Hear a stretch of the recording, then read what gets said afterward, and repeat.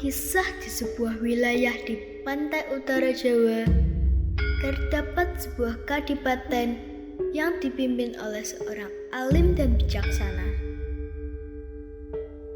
Daerah yang sebelumnya berupa hutan dan rawa, kemudian berubah pesat menjadi wilayah perdagangan. Banyak pedagang hilir mudik dari darat maupun laut menjual belikan hasil bumi di wilayah ini. Tak hanya pedagang lokal, wilayah ini pun dilirik sebagai pasar perdagangan internasional.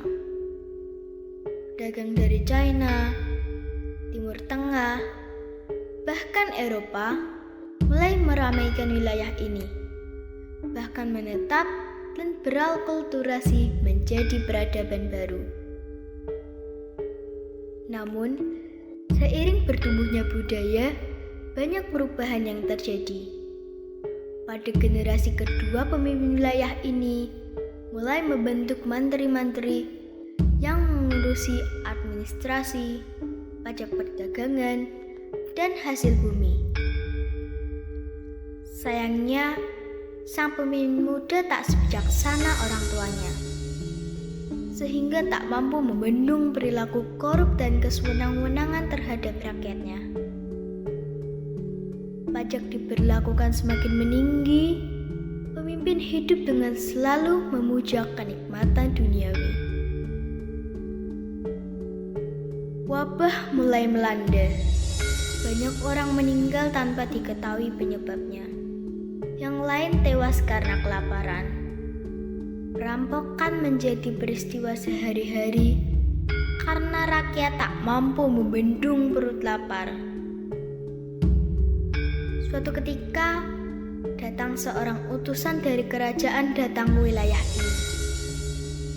Beliau heran dengan kondisi tersebut, lalu mendatangi sang pemimpin dengan berpura-pura sebagai pencari rumput.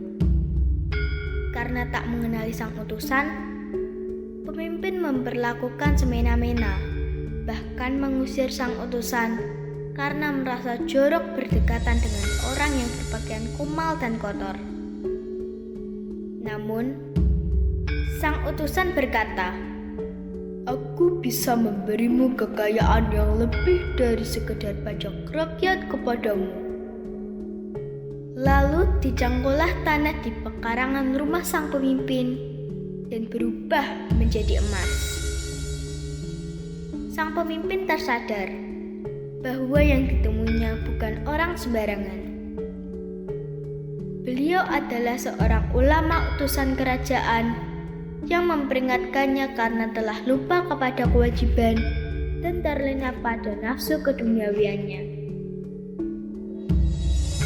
Bersimpuhlah sang pemimpin kepada Maha Guru yang telah dikenalinya dan memohon ampun atas kekacauan yang terjadi di wilayahnya.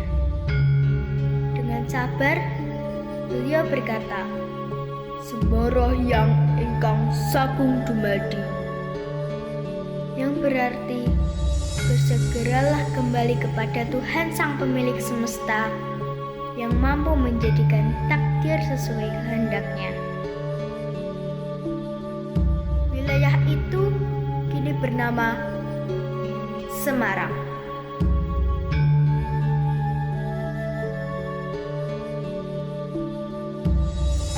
Astunggara sidam sekarang bawana langgeng. Segara lintang sumebar wonten tlatar langit. Candra sumunar hamadani trenyo sakjroning ati. Mangsane urip kadang dipuja, kadang diuji. Piweling menungso ingkang kathah lepat. Kuwasa Gusti tansah sinarat. Sastra jendra dados pangruwat. Mugi ingsun sansaya kuat. Pinayungan nugraha yakti. Dadi sejatining manungsa, manungsa sejati. Sirna ilang nista lan murka. Dadiya manungsa dik daya. Manjing ing raga, manjing ing rasa. Titah urip tansah ayem. Urip tansah tentrem. Rahayu, rahayu, rahayu. Sagung dumadi.